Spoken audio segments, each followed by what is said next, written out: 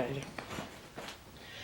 Good afternoon. My name is Marion Dobbins, and I am an intern at George Mason Folk Life Department.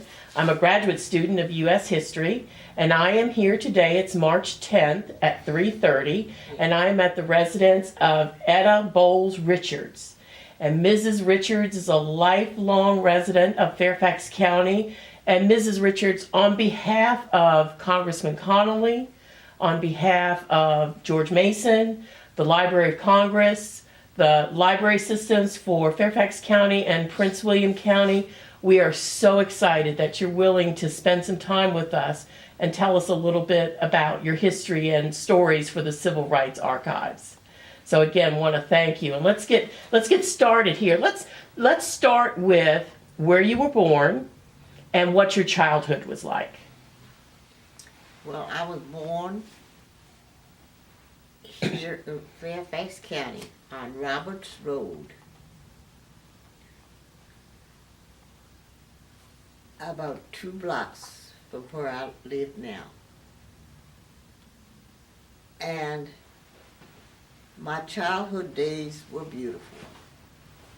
I had a caring mother and a father.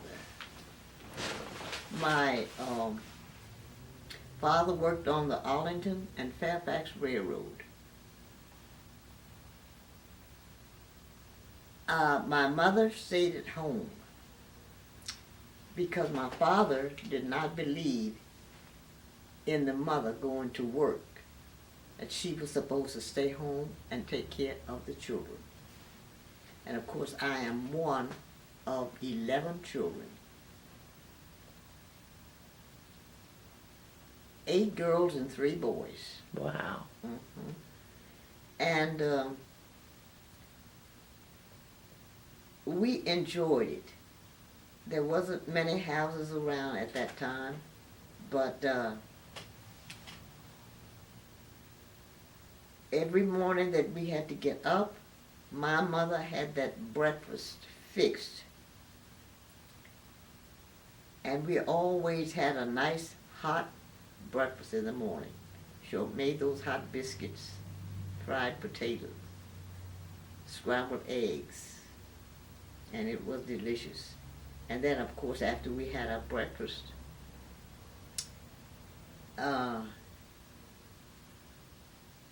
we had to walk to school. There were no school buses. We had to walk from this house up here all the way down by the cemetery. There was a little school there. It didn't have a name. The only name it had was a little black school. We never knew what that school was named. And then we had to walk back in the afternoon. And the teachers that we had there, we had one teacher and one room. One room. And they heated the building. We had one of these big pot-belly stoves. That's what they heated the school with. And when she didn't have a way to ride to get to that school, she would walk from the Braddock all the way to that school. And then she would bring a bundle of kindling in her arms to make a fire for us. And it was rough.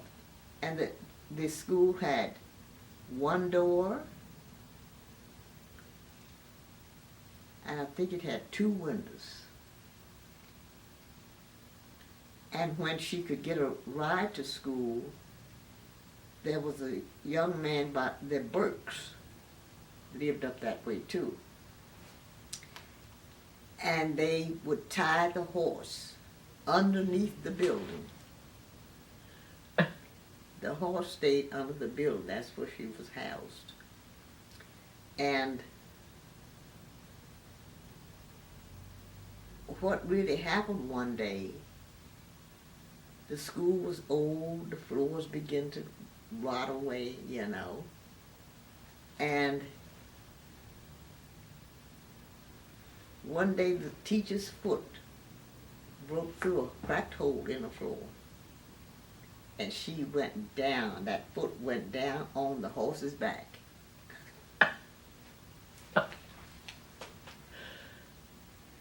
And her son, who attended that school also, they had to get an axe and cut her leg out of that crack where her foot went down in there.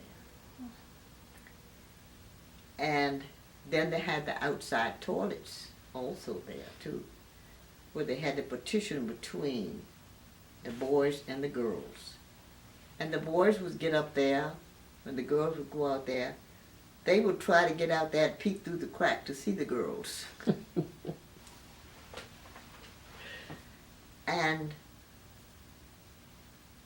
there was a little river. I guess it's still there now. But what we would do, we would have to go across the street.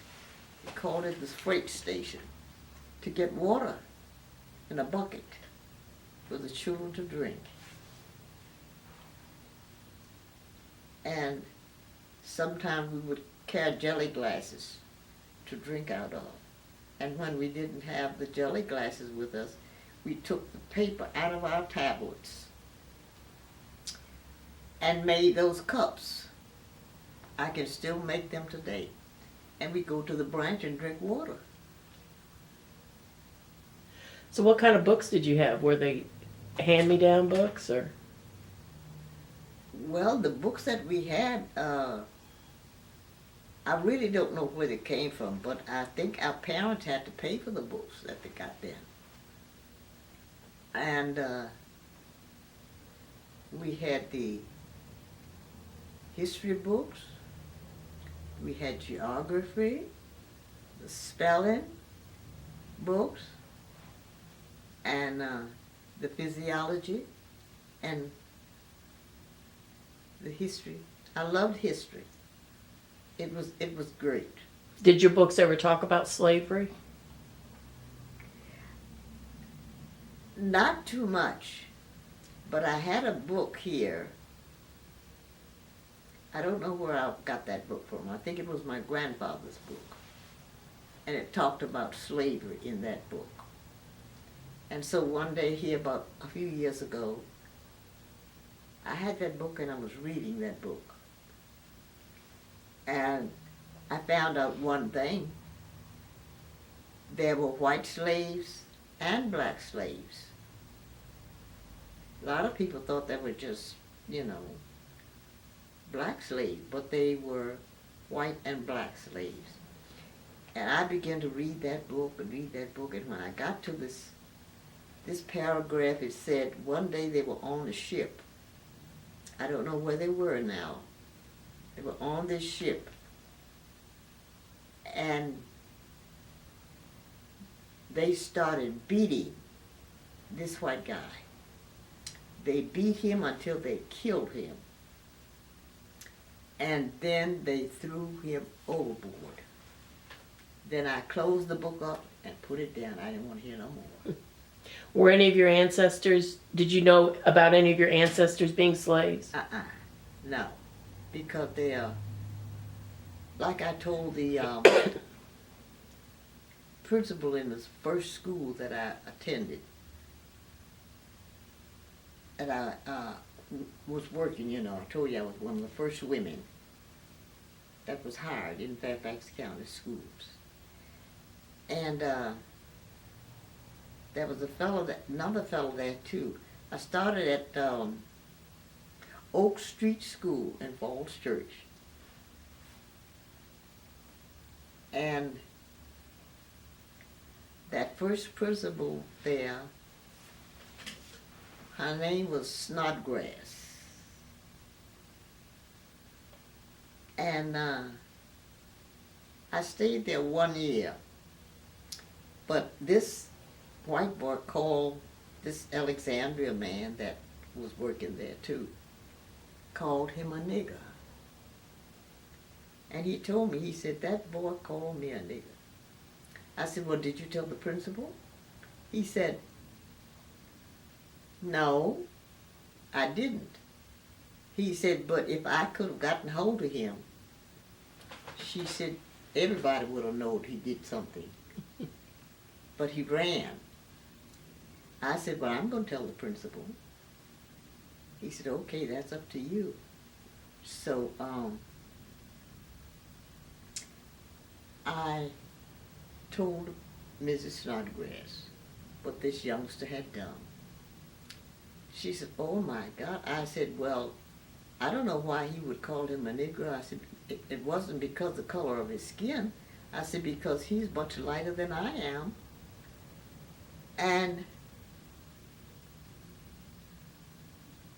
she said to me, I said, I'm going to tell you right now, I'm no nigger. And she said, well, what are you? I said, I don't know. She said, you don't know? I said, no, I don't. Because there is white in our family, there are Indians in our family, there are, it's another race in our family too. I can't think of the name of her now, but my grandmother was white. And she lived here on Roberts Road? No, she lived down off of 123 between here and Occoquan. What was your grandmother's name? Huh? What was your grandmother's name? Roberta Bowles. That was my father's mother. My father's name was Walter Bowles. And so every time that principal would see me in the hall,